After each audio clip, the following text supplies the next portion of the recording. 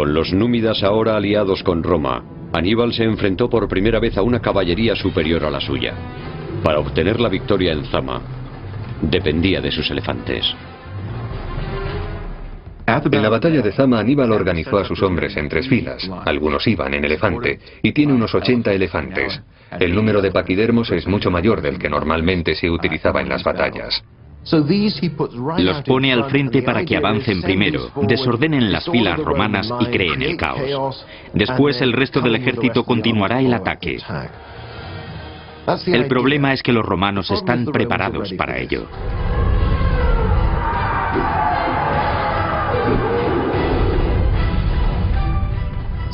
Escipión permitió el paso de los elefantes, y estos no suelen pisotear a la gente si lo pueden evitar.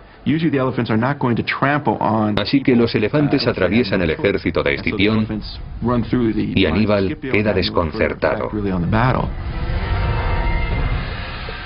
Ambos bandos colocan a sus ejércitos en 3 filas. Aníbal puso a los hombres más inexpertos en las primeras 2 líneas para desgastar a los romanos. Y se reservaría a los soldados más veteranos para el asalto final. La caballería romana ataca a la cartaginesa. Los cartagineses huyen quizás porque se ven obligados a ello, o quizás como parte de su estrategia.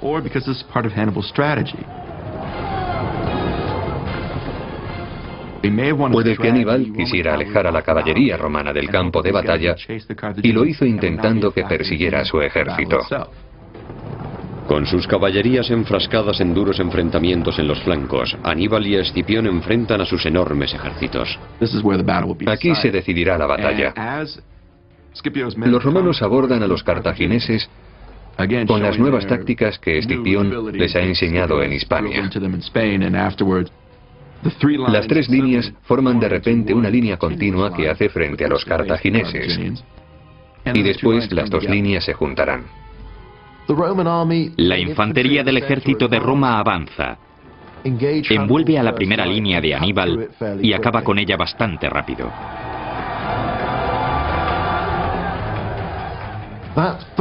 Esa primera línea de tropas romanas continúa luchando y bate a la segunda línea cartaginesa sin tener bajas significativas entre sus hombres. Lo único que separaba a los romanos de la victoria eran los soldados veteranos de Aníbal, los mismos hombres que lucharon con ellos en Cannas 14 años atrás. La hora de ajustar viejas cuentas había llegado. La batalla dura lo suficiente como para que a la caballería de Escipión le dé tiempo a regresar y se coloque detrás de la infantería de Aníbal. Pretende hacerles lo mismo que Aníbal había hecho con ellos en Cannas. Así acaba la batalla.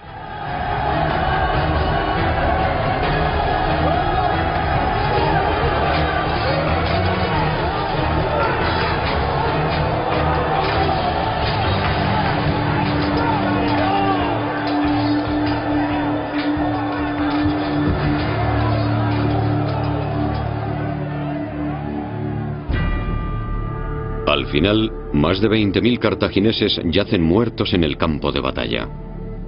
Casi los mismos son hechos prisioneros.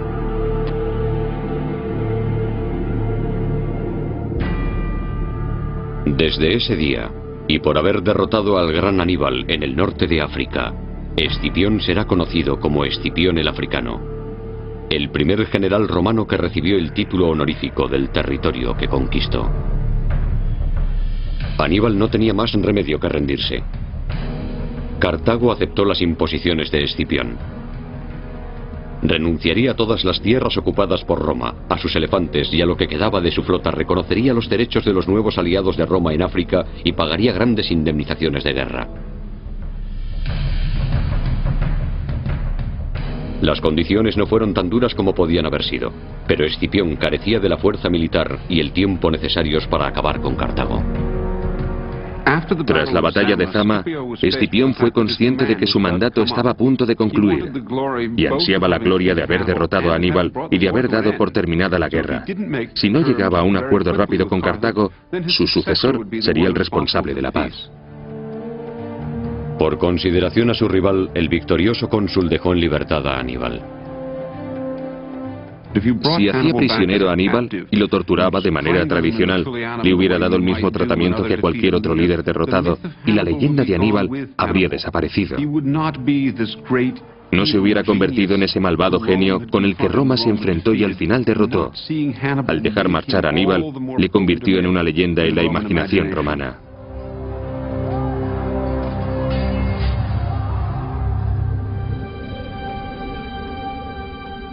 Aníbal regresó a Cartago. El último capítulo de su vida estaba a punto de escribirse, y para sorpresa de Roma, el gran general se alzaría de nuevo.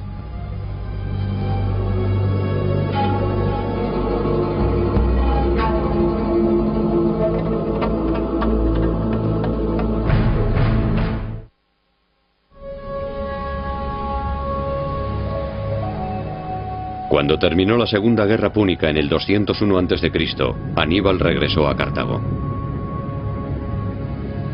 Pero 5 años antes, cansado de ser soldado, cambió la contienda por la política y fue elegido magistrado. Cuando vuelve a Cartago, el pueblo le hace un sitio. Evidentemente le tenían respeto por sus logros. Le consideraban todo un líder. Aníbal era un hombre tremendamente inteligente. Un hombre que inspiraba lealtad entre los que le rodeaban. Aníbal pasó de ganar guerras a intentar erradicar la corrupción política de Cartago. Aprobó numerosas reformas y en tan solo unos años, el país, que había quedado devastado por las guerras, pagó el primer plazo de la enorme indemnización que debía a Roma. Según Tito Livio, este pago causó muchos llantos en el Senado de Cartago. Y al parecer, Aníbal se reía viendo a sus compatriotas llorar. Cuando uno de los senadores le reprendió por ello, Aníbal se defendió. Si los ojos vieran el interior de la mente, como ven la expresión de una cara, sería evidente que esta risa que reprendes no surge de un corazón feliz, sino de uno que llora sus desgracias. El tiempo de llorar fue cuando perdimos nuestros brazos, cuando quemaron nuestros barcos y nos despojaron de nuestras tierras. Entonces nos asestaron el golpe mortal. No hay razón para creer que los romanos tenían interés en nuestra paz nacional. La paz nunca dura mucho en los grandes países. Los mismos enemigos políticos que se enfrentaron con Aníbal en el Senado le traicionarían ante los romanos. Enviaron mensajeros a Roma que empezaron a extender rumores sobre las nuevas intenciones de Aníbal. No iban a permitir que se convirtiera de nuevo en su más temido enemigo. Tenían que hacer algo al respecto. La renaciente Cartago era peligrosa, pero la renaciente Cartago con Aníbal era aterradora. Cuando Aníbal supo que Roma había mandado a 2 enviados para arrestarle, huyó de Cartago para no volver.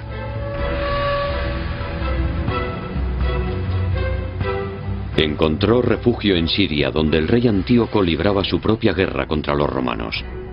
Antíoco no tardó mucho en nombrar a Aníbal consejero militar y general de su ejército. La guerra naval no era para Aníbal, un hombre que conocía a la perfección la psicología de los generales enemigos. Él era el mejor en elegir campo de batalla. Pero en la guerra naval no se elegía campo de batalla. Así que Aníbal no desempeñó un papel como Aníbal el almirante. Roma obtuvo una rotunda victoria sobre Antíoco y exigió la entrega de Aníbal. Pero este huyó de nuevo. Pasaría el resto de su vida huyendo. La búsqueda de Aníbal es implacable. A los romanos les aterroriza que Aníbal, el hombre al que tanto odian, ese genial general, se vuelva a enfrentar a ellos utilizando el ejército de otro país. Los romanos dieron con Aníbal en el año 183 a.C. en la corte de Prusia, segundo rey de Bitinia.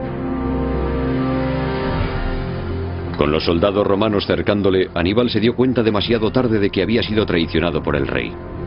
Esta vez no tendría escapatoria.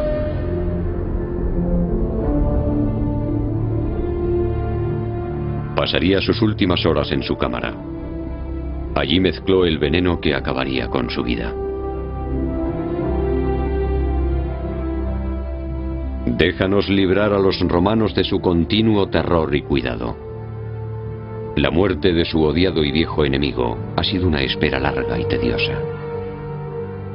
Al igual que Amílcar, su padre prefirió suicidarse a que sus enemigos le deshonrasen. Les negó a los romanos su última victoria.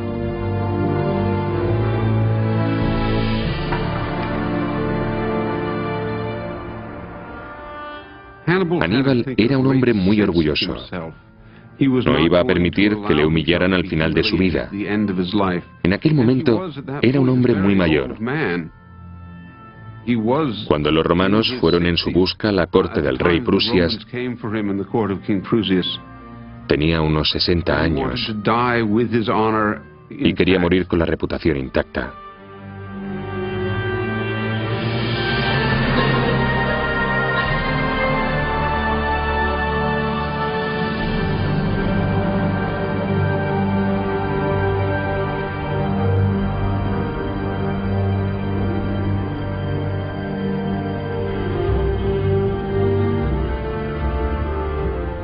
A los pocos meses de la muerte del gran general, su viejo enemigo Escipión el Africano falleció en Italia.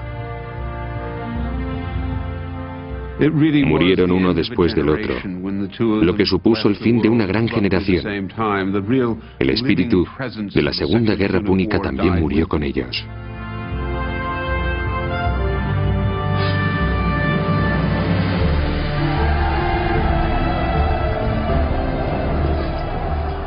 Roma y Cartago libraron una tercera y última guerra púnica que terminó con la completa destrucción de Cartago en el año 146 a.C.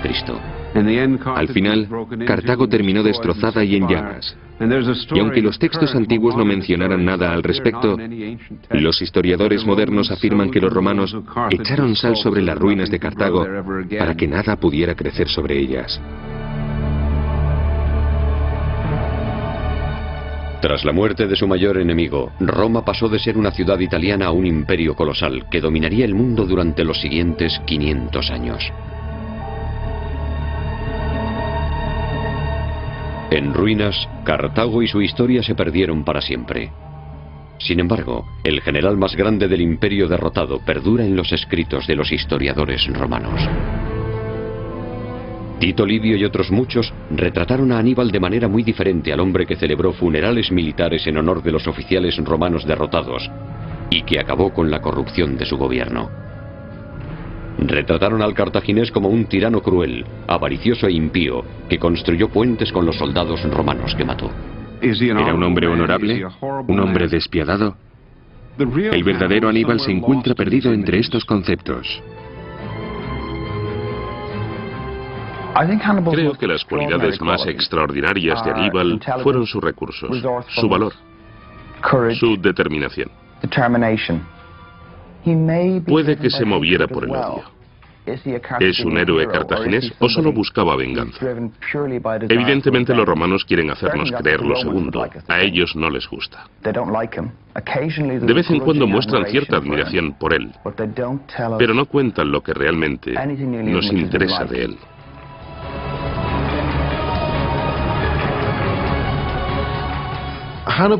Recordamos a Aníbal por la naturaleza épica de algunos de sus logros, como cruzar los Alpes en elefante y sus grandes victorias.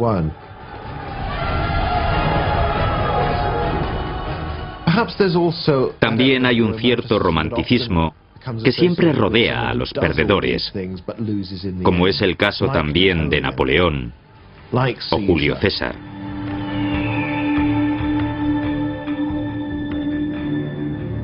El corazón de un hombre anhela más la victoria que la paz.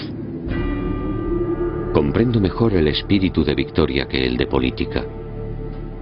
Una vez me sonrió la fortuna. Sin embargo, si en la prosperidad los dioses nos dieran también sensatez, deberíamos considerar no solo lo que ocurrió en el pasado, sino lo que ocurrirá en el futuro. Para ignorar todo lo demás, yo solo me basto para protegerme de lo que el destino pueda deparar.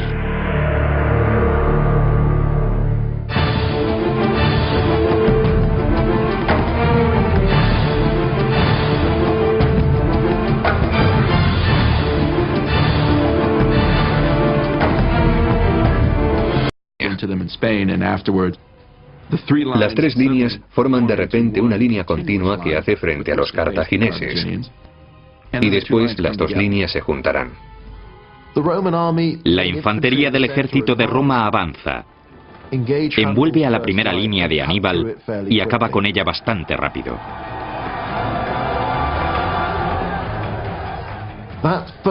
Esa primera línea de tropas romanas continúa luchando y bate a la segunda línea cartaginesa sin tener. Con los númidas ahora aliados con Roma, Aníbal se enfrentó por primera vez a una caballería superior a la suya. Para obtener la victoria en Zama, dependía de sus elefantes.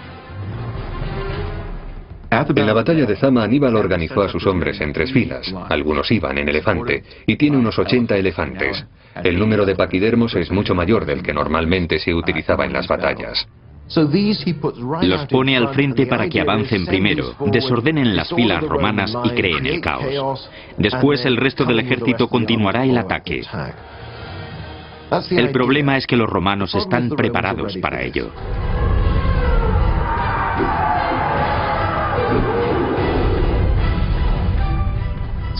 Escipión permitió el paso de los elefantes, y estos no suelen pisotear a la gente si lo pueden evitar.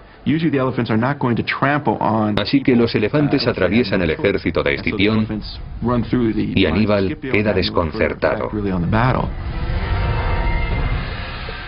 Ambos bandos colocan a sus ejércitos en tres filas.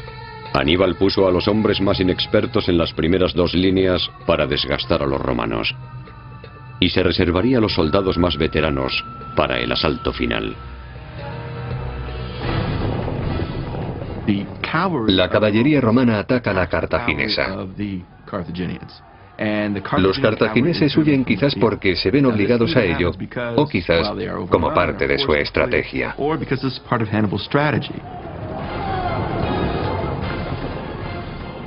Puede que Aníbal quisiera alejar a la caballería romana del campo de batalla y lo hizo intentando que persiguiera a su ejército.